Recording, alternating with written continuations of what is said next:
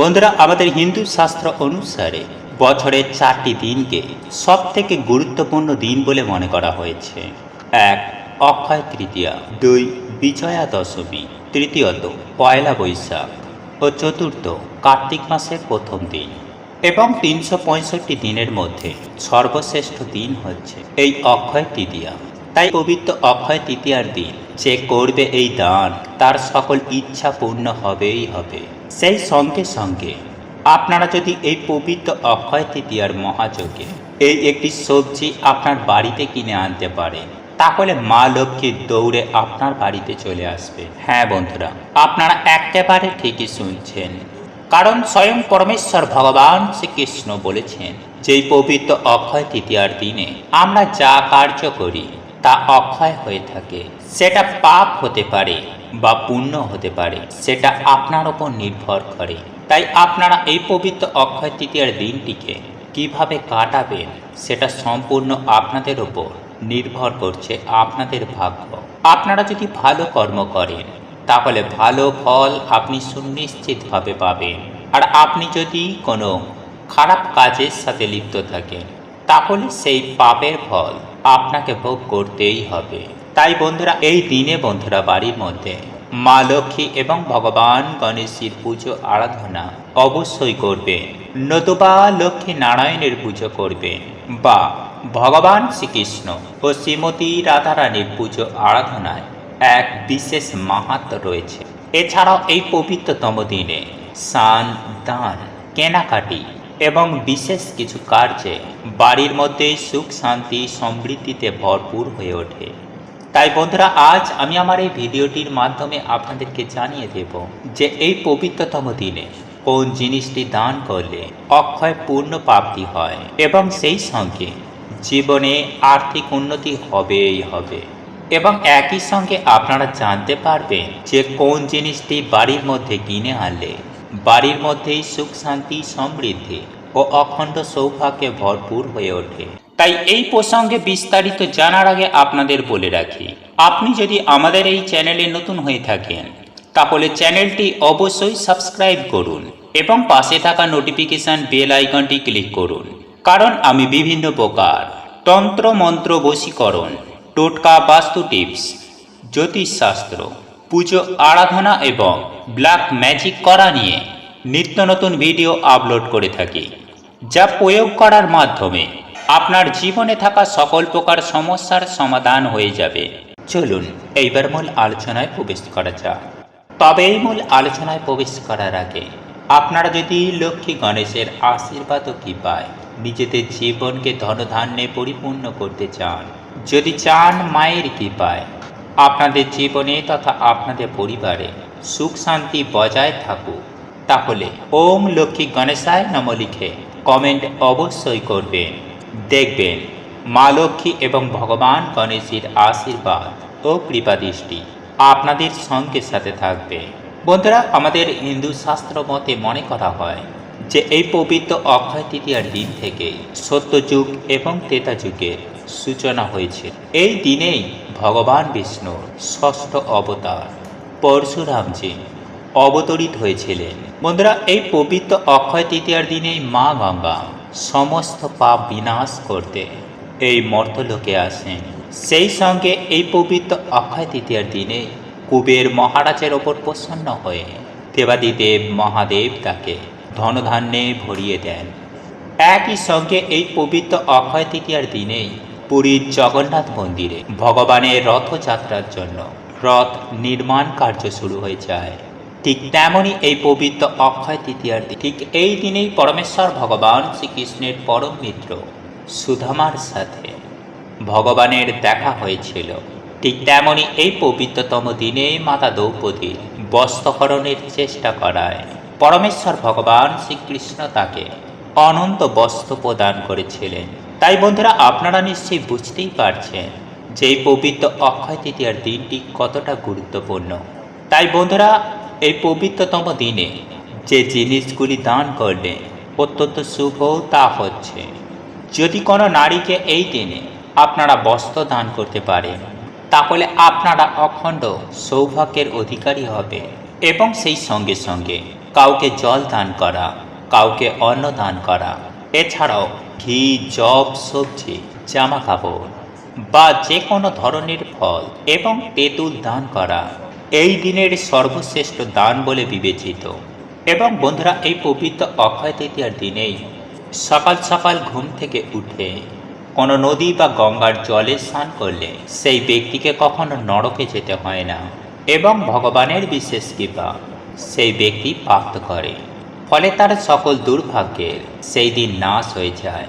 কিন্তু বন্ধুরা, এই দিনে যারা আপনারা গঙ্গায় যেতে পারবেন না বা যারা নদীতে স্নান করতে পারবেন না, তারা সকাল সকাল ঘুম থেকে উঠে স্নানের জলে সামান্য গঙ্গা জল মিশিয়ে মাতা গঙ্গাকে স্মরণ করে সেই জল দিয়ে আপনারা স্নান করুন। আর এই গঙ্গা স্নানের সর্বশ্রেষ্ঠ সময় হচ্ছে সকাল 5:15 থেকে 8:19 মধ্যে। তাই এই সময়ের মধ্যেই কিন্তু বন্ধুরা আপনারা বাড়ির মধ্যে পুজো আরাধনা বা যে কোনো ধরনের শুভ কার্য করবেন। যাই হোক বন্ধুরা, এইবার আমরা জেনে নেব যে এই পবিত্র অক্ষয় তৃতীয়ার দিন কোন সেই সামান্য জিনিসটি কিনলে নতুন বছরে বাড়িতে সুখ, শান্তি, সৌভাগ্য, অর্থ একেবারে ভরপুর হয়ে উঠবে। বন্ধুরা, আমি সবার প্রথমেই আপনাদেরকে যে জিনিসটির কথা বলবো তা হলো সোনা, রূপা বা পেতলের কোনো পাত্র। বন্ধুরা, যদি আপনাদের সামর্থ্য থাকে তাহলে অতি অবশ্যই বাড়িতে এই পাত্রটি আপনারা নিয়ে আসুন। তবে এমন পাত্র দেখে কিনবেন যে পাত্রটিতে আপনারা জল রাখতে পারবেন, এবং সেই পাত্রটি কেনার পর বাড়িতে খালি হাতে আনবেন না। সেই পাত্রটির মধ্যে ফুল বা জল ভরে বাড়িতে নিয়ে আসবেন, এবং সেই পাত্রটি আপনারা ঠাকুরের কাছে ব্যবহার করলে তাহলে তো আরোই ভালো। এরপর দ্বিতীয় যে জিনিসটির কথা বলবো তা হলো সোনা বা রূপার কয়েন। বন্ধুরা, এটি কেনার পর আপনারা মা লক্ষ্মী এবং ভগবান গণেশের পায়ে ছুঁয়ে আপনাদের সকল মনস্কামনা মাকে জানিয়ে কোনো সুরক্ষিত জায়গায় এটা রেখে দেবেন। এরপর তৃতীয় যে জিনিসটির কথা বলবো তা হলো পেতলের ঘণ্টা বা 3 ধাতুর মধ্যে যে কোনো একটি ধাতুর প্রদীপ আপনারা কিনতে পারেন, এবং তা প্রত্যেক দিন পুজোর সময় তা ব্যবহার করতে কখনো ভুলবেন না। এরপর চতুর্থ যে জিনিসটির কথা বলবো তা হলো ঝাড়ু বা ঝাঁটা। হ্যাঁ বন্ধুরা, আপনারা এই পবিত্র অক্ষয় তৃতীয়ার দিন 2টি ঝাড়ু বা ঝাঁটা আপনারা আপনাদের বাড়িতে কিনে নিয়ে আসবেন, এবং এই 2টি ঝাড়ু বা ঝাঁটার মধ্যে একটি ঝাঁটা আপনারা ব্যবহার করবেন এবং অপর একটি ঝাঁটা আপনারা সযত্নে কাপড় জড়িয়ে কোনো পবিত্র স্থানে রেখে দেবেন। কারণ আমরা আপনারা প্রত্যেকেই জানি যে ঝাঁটা হলো মা লক্ষ্মীর স্বল্পা। তাই আপনারা যদি লক্ষ্মী লাভ করতে চান তাহলে এই বিষয়গুলি মেনে চলার চেষ্টা করুন। যাই হোক বন্ধুরা, এইবার আমরা জেনে নেব সেই গুপ্ত জিনিস যা মা লক্ষ্মীর চরণে আপনারা যদি রাখতে পারেন তাহলে মা লক্ষ্মীর কৃপা আপনার ওপর হবেই হবে। আর সেই জিনিসটি হলো বন্ধুরা ধনের বীজ। হ্যাঁ বন্ধুরা, যা আপনারা রান্নার ব্যবহার করে থাকেন, যা খুব সহজে আপনারা কোনো মুদির দোকানে এগুলিকে পেয়ে যাবেন। বন্ধুরা, এই বীজটি এনে মা লক্ষ্মী এবং ভগবান গণেশের চরণতলে এগুলিকে রেখে দিন। পরের দিন এই বীজগুলিকে আপনারা আপনাদের বাড়ির টবে ও যে কোনো স্থানে আপনারা সেই বীজগুলিকে ছড়িয়ে দিন। বন্ধুরা, সেই বীজ থেকে যখন গাছ উৎপন্ন হবে তখন আপনার বাড়িতে মা লক্ষ্মীর কৃপা অবশ্যই হবে। গাছ যত সবুজ হবে আপনার শ্রীবৃদ্ধিও ততই হবে।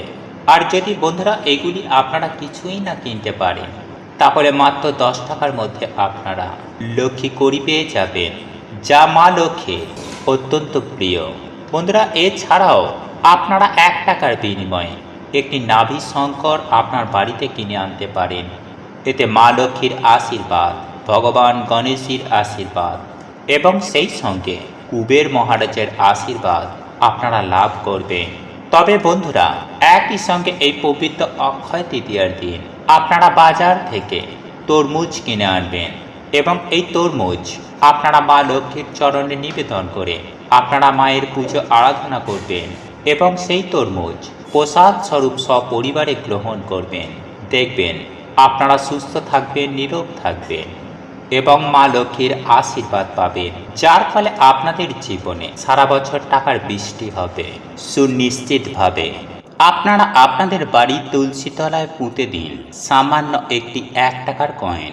তাহলেই সারা বছর আপনাদের জীবনে অর্থ বৃষ্টি হবে।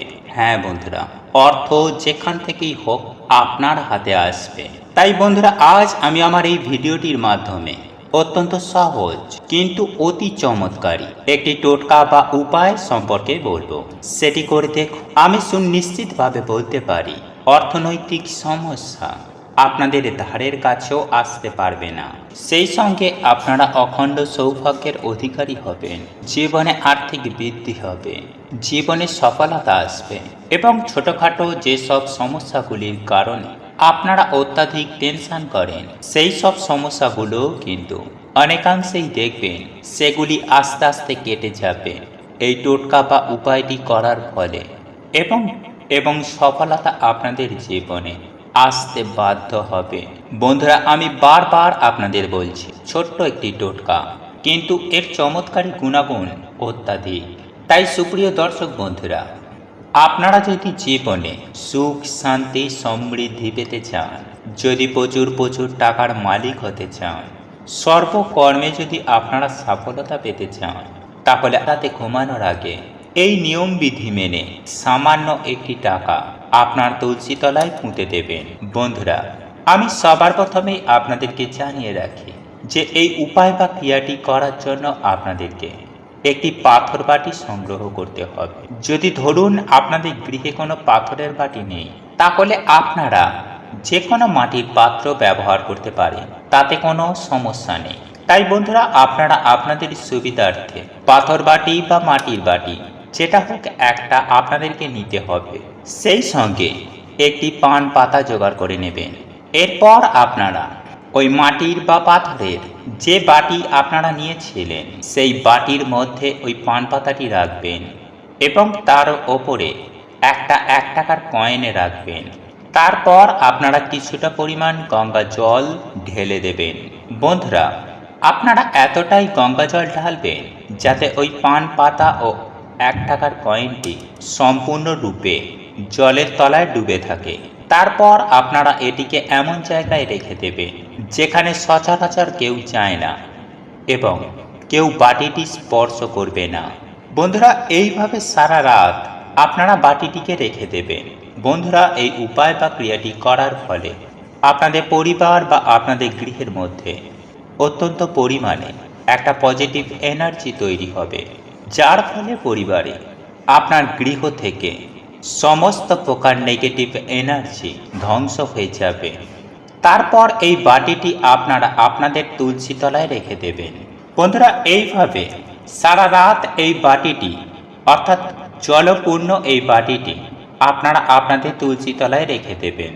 তারপর পরদিন সকাল সকাল ঘুম থেকে উঠবেন এবং আপনারা যেমন আপনাদের বাসি কাজ সারেন, ঠিক সেভাবেই আপনারা বাসি কাজ সারবেন এবং আপনি যে পান ও কয়েনের উপর জল ঢেলেছিলেন, সেই গঙ্গা জল আপনার গৃহের চতুর্দিকে ছড়িয়ে দেবেন।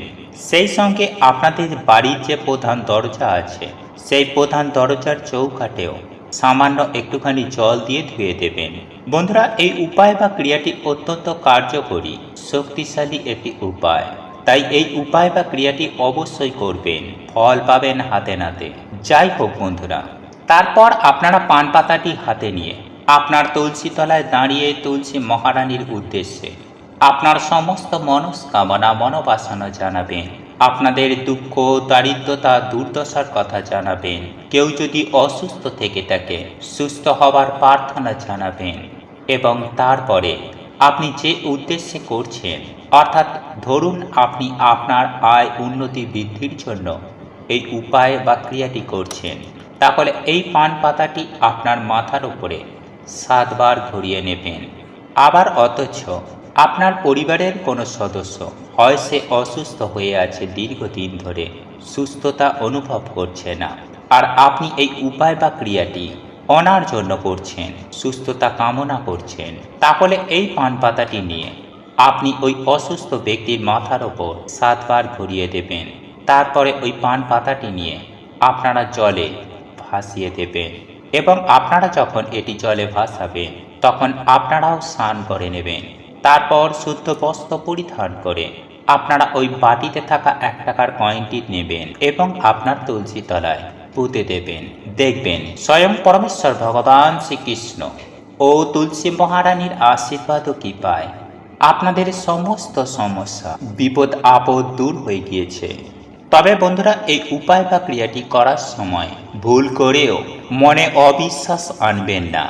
অর্থাৎ আপনি যে উদ্দেশ্যে এই উপায় বা ক্রিয়াটি করছেন আপনারা মনে মনে চিন্তা করবেন সেটি সম্পূর্ণ হয়ে গেছে।